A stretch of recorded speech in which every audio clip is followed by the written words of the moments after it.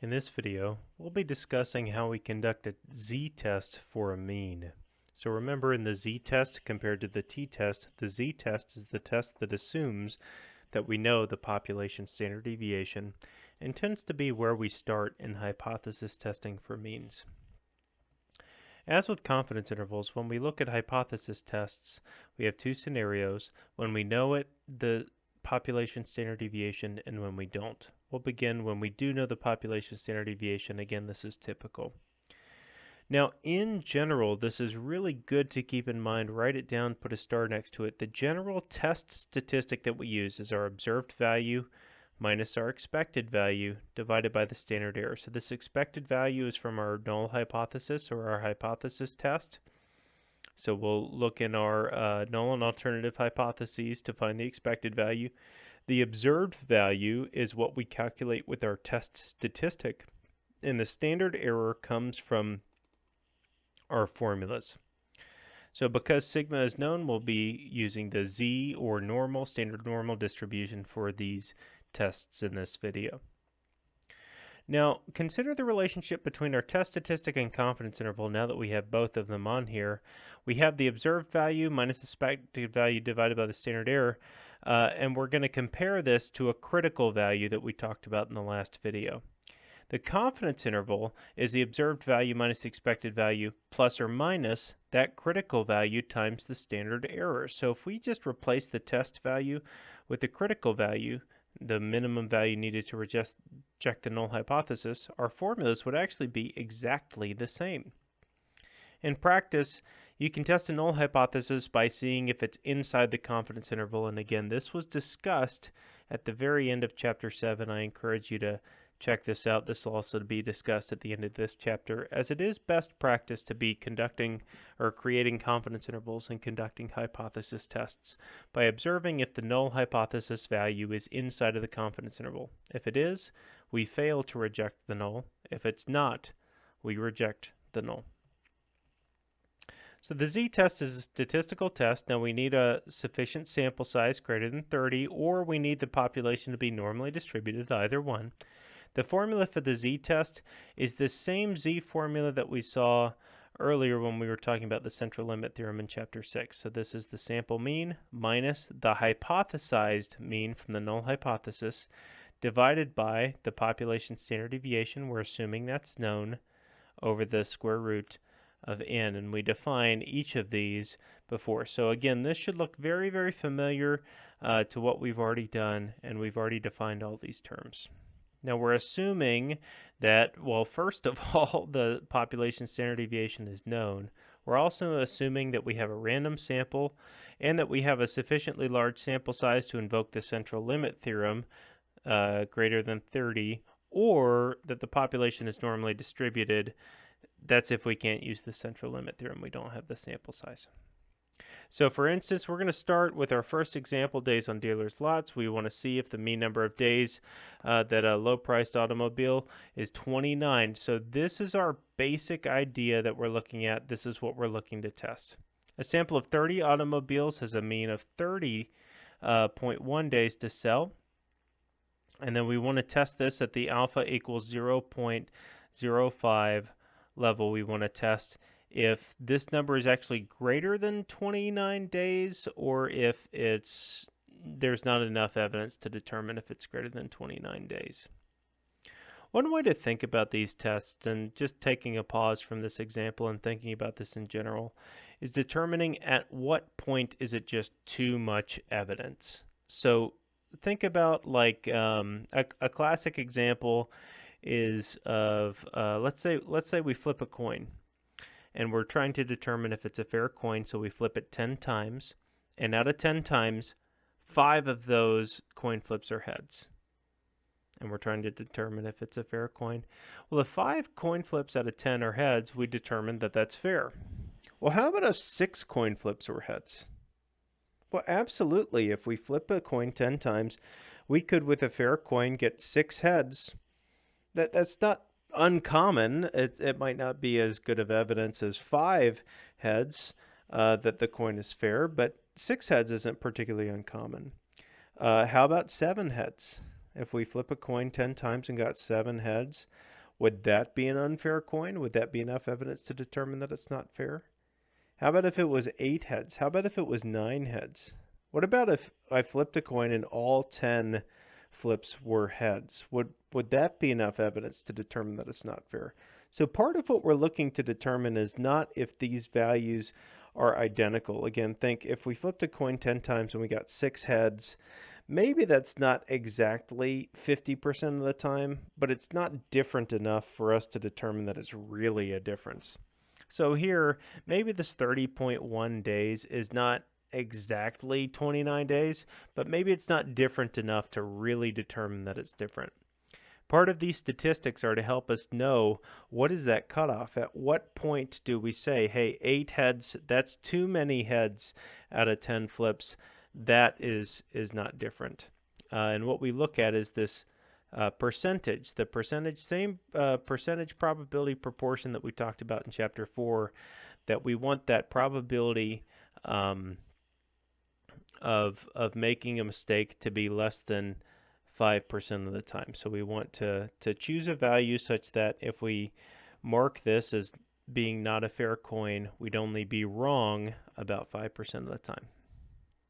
So working through this becomes pretty formulaic after a bit, so start to try to understand the formula, and if you need to go back and review that formula from the steps in hypothesis testing, the first step is to state the null hypothesis and the alternative hypothesis. So reading the question, the default nothing's going on here is that it takes 29 days to sell a car. And we're trying to test to see if it takes greater than 29 days. So our null hypothesis, nothing's going on, is that it takes 29 days. Our alternative hypothesis, what we're testing, is if it takes greater than 29 days. The next step is to find the critical value. So for the critical value, we use this alpha level, alpha of 0.05. Now this is a one-tailed test, so we're going to be looking, and it's a greater than test. So on our curve, if we draw this little invisible curve, we're going to be looking at the top, putting our 5% at the top. It's a greater than test. So we're going to be looking to find the value that's 95% below. The area of the curve is 95%. 95% of the area of the curve is below that z-value. If we look that up in our table, we find that that z-value is 1.65 or 1.645. Then we compute the test value. Now this test value comes straight from that test statistic for this. We look at the problem and we notice that it's a test of a mean, so we're going to be using one of these two tests of means. And we also know that we're given a population standard deviation, so that's how we know we use the z-test. That little chain of logic, it's a test of a mean, and then I have the population standard deviation, is how on an exam I know that I'm supposed to be using a z-test. I plug in my numbers. Now x bar is the hypothesized, or excuse me, x bar is the observed mean. So when I actually gathered the data from this problem, I took a sample of 30 automobiles and I gathered the data. The mean was 30.1 days. That data that we gathered, that's x bar. This mu is, again, we mentioned it earlier, it's what's written into the hypothesis test, into the null and alternative hypothesis. In the hypotheses, we're referencing this null value of 29, saying that it's equal to or greater than that value of 29. Now we're given the population standard deviation and the sample size in the problem, so we simply plug those values in and we get our z statistic of 1.59. Now for this case, we look at our z and we compare our test statistic to the critical value. Now for a greater than test, if you look back at the end of our steps in hypothesis testing, for a greater than test, we want our test statistic to be bigger than 1.65 to reject the null hypothesis. And if our test statistic is smaller than 1.65, we fail to reject. So in this case, because our test statistic, 1.59, is less than this critical value of 1.65, we fail to reject the null hypothesis. That is, there's not enough evidence to reject. So real quick, I'm going to draw this out on our screen here. So I've got my normal curve. No, I didn't mean to use this, but whatever, it's kind of nice. So I've got my normal curve. This is the cutoff. So this right here, I'm going to make it as thick as I can with a highlighter. This is my cutoff, and this is my area of rejection over here. So my observed statistic, so if I landed over here, I reject, and if I land here, I fail. Gosh. Fail to reject. Oh my goodness.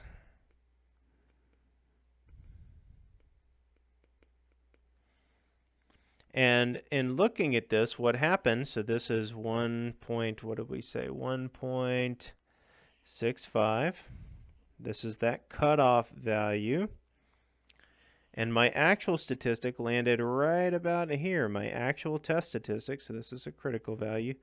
My test statistic landed just on the left-hand side of this. It landed at 1.59. So it's close, but it landed in this fail to reject region. So my decision is going to be to fail to reject.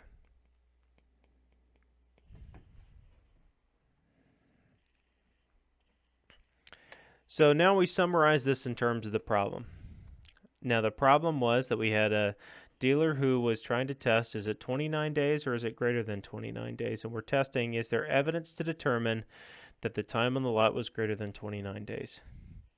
Now note, my sample mean was 30.1. My sample mean was definitely greater than 29 days. It was 30 days. The question is, just like if I flipped 6 heads out of 10 coin flips, that's definitely greater than 50%.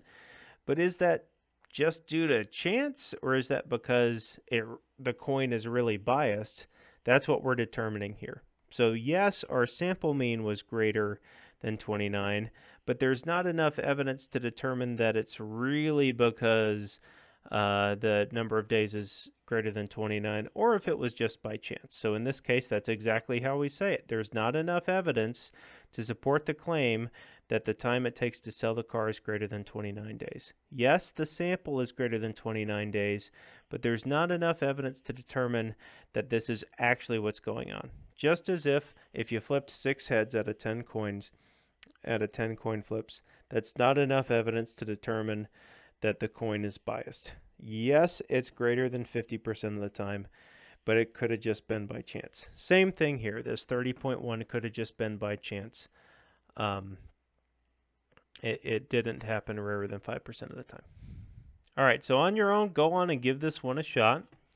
You're going to have to calculate the mean from this data set. It's going to be a bit tedious, but go on and pause the video, give it a shot. All right, coming back to it, if you didn't get a chance, go on and finish the hypothesis test. Pause and finish. If you did, great. So we're going to continue on.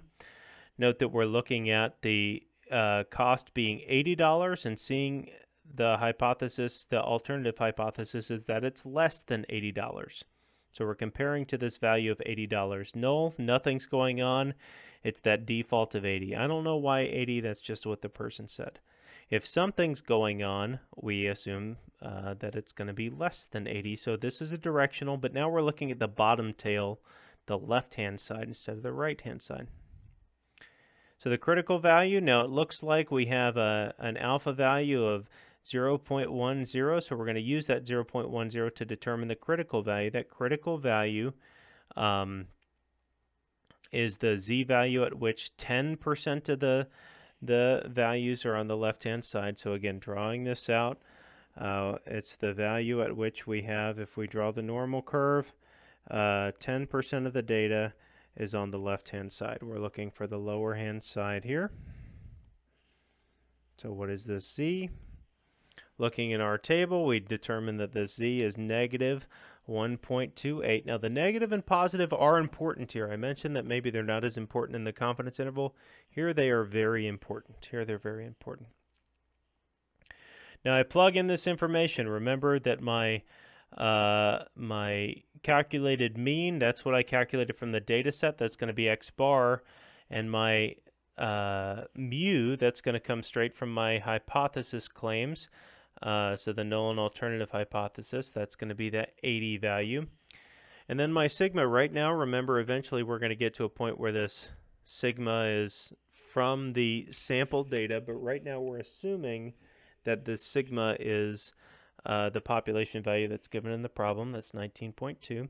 And we had 36 observations that we calculated this mean from. Our z-score is negative 1.56. Now for our decision, because we're looking in the bottom area, and again, you can look at that end in the steps and hypothesis test to see which direction we're looking, but because we're looking below, we're seeing if the test statistic is less than the critical value. Now negative 1.56 is smaller than negative 1.28. So that means we reject the null hypothesis. Drawing this out, we have negative 1.28 turned out to be our z-value. And we had our value of negative 1.56.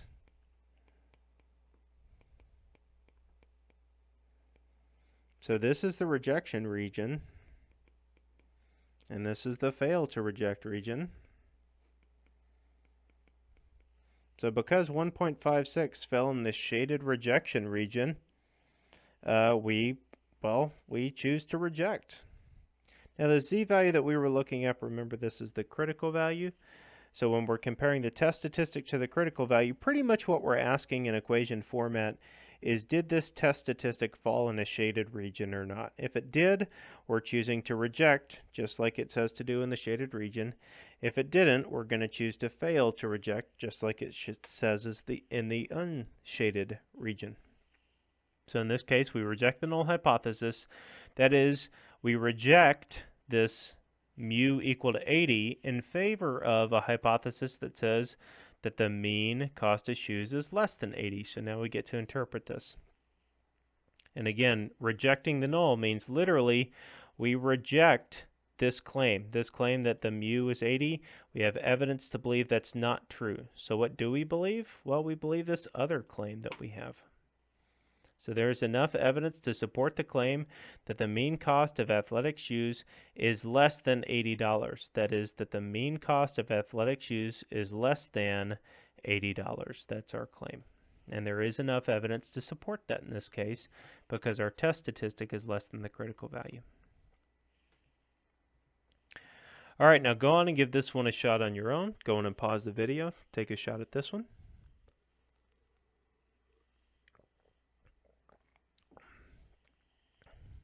All right, so we're looking at the average cost of rehabilitation and comparing it to a particular hospital.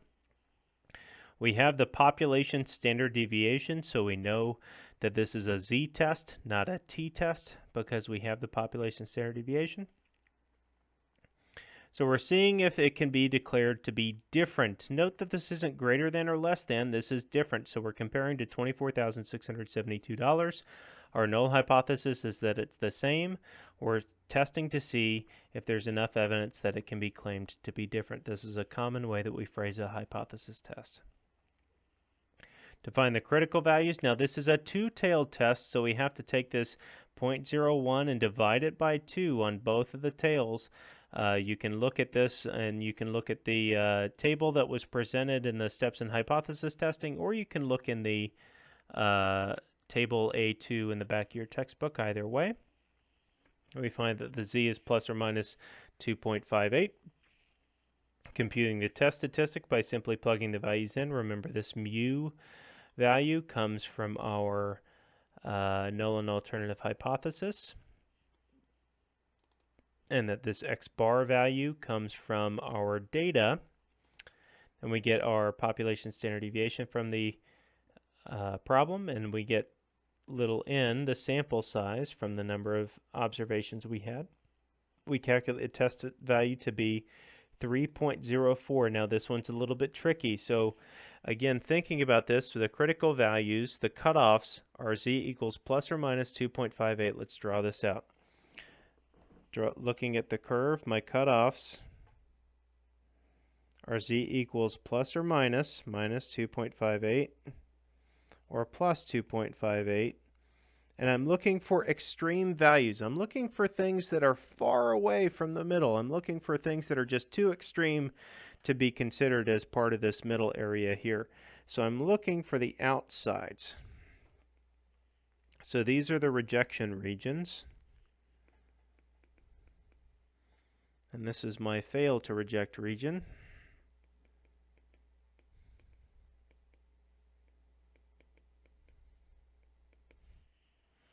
Now, in this particular case, our test statistic was calculated to be 3.04. So if I put this on the plot, -2, remember in the middle of here is the mean of 0, positive 2.58, positive 3 is even further out than positive 2.58. Going back, this is 3.04.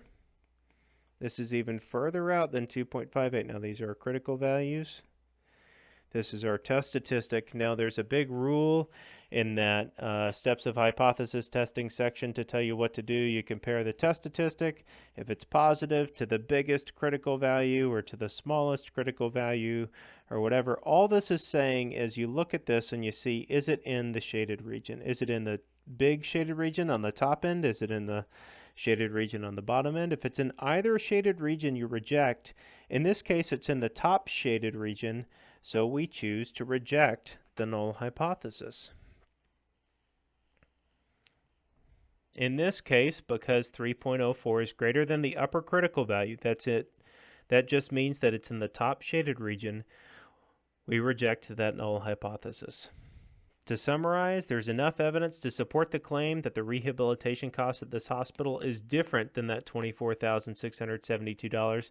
In fact, we have enough evidence to believe that it's greater than $24,672. So we think that whatever's going on at the hospital that we're gathering data from now, that mean rehabilitation cost is greater than that hypothesized rehabilitation cost. All right, so for the p-values, p-values stands for probability value, and this is the probability of getting the sample statistic. So if we're looking at the test statistic, one of the ways that we could look at the test statistic is how likely is it to get that test statistic, or something that's more extreme. That's actually what the p-value means. It's how likely do we get this test statistic under the null hypothesis. So if it's a small chance of getting this test statistic, then we would conclude that it is unlikely for this event to happen. So maybe this event doesn't align with what our null hypothesis says. Now this method is very close to the traditional method, but instead of comparing the test statistic to the critical value, we compare the p-value to the alpha value. So what we do is literally we compare p to alpha, and that's how we make our decision to accept or reject, and then we go straight forward into the comparison.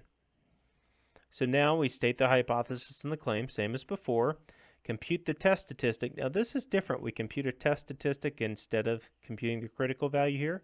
We find the p-value via computer usually, and then we make a decision and summarize the results. So in this, it's important to realize that the p-value is just the area above or the area below. So if we're looking at a greater than test, the p-value is the area above, not the critical value, but the test statistic. So think about drawing that test statistic on the curve and then finding the area above that. That's the p-value. If it's a less than test, the p-value is the area below. Now, if it's a not equals test, this one's a little bit complicated because it could have been above or below. We're not specifying if it's above or below. So we have to find the area in the more extreme direction and then multiply by 2. Now, this all looks very complicated. We're not going to really touch on this anymore. What's much more important for you to understand is the next slide.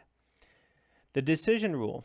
If the p-value is less than our type 1 error rate, we reject the null hypothesis. So remember how we've been interpreting the rejection of the null hypothesis previously? That is that little H0 thing. If we reject, we move on to the H1 decision, that alternative hypothesis.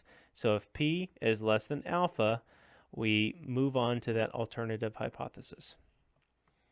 If p is greater than our type 1 error rate, if p is greater than alpha, we fail to reject the null hypothesis. So again, this is what's really important for you to understand right now. How do you calculate these? This is interesting and useful information, frankly, but this is what's important for you to understand because this is what indicates how you make your decision in any applied situation. So let's try a couple examples. So looking at this exact same example that we had previously, we're going to state the null hypothesis, and this is the same as before. Now the test statistic is the same as before, but what's going to be different is the p-value. The p-value is something we haven't calculated before. Now you can usually get this from a computer. So let's say the computer tells you p equals 0.0559. Now we compare this to the level of significance. So the level of significance is alpha equals 0.05. Now using the previous slide, because p 0.0559 is bigger than alpha, we fail to reject the null hypothesis. That is, we don't have enough information to reject that H0 claim. So our conclusion is actually the same as before. There's not enough evidence to support the claim that the mean time to sell a car is greater than 29 days. We don't have enough evidence to support the alternative. We don't have enough evidence to reject the null hypothesis. Go on and give this one a try on your own. In fact, I'm actually going to take you to the p-value case here so that you can track this. So this is all the same as before. Now remember that our alpha level here is 0.1, not 0.05. So our alpha level for this case is 0.1. Now try this interpretation on your own. Pause. Coming back to it, checking your interpretation, we have z less than or equal to negative 1.56. The probability of that is 0.0594. Now because this is less than alpha, now remember, it's not less than the alpha of 0.05, but for this problem, we had an alpha of 0.10. Because this p-value is less than that alpha of 0.10, we reject the null hypothesis. That is, that there is enough evidence to support the claim that the mean cost of men's athletic shoes is less than $80 in this case.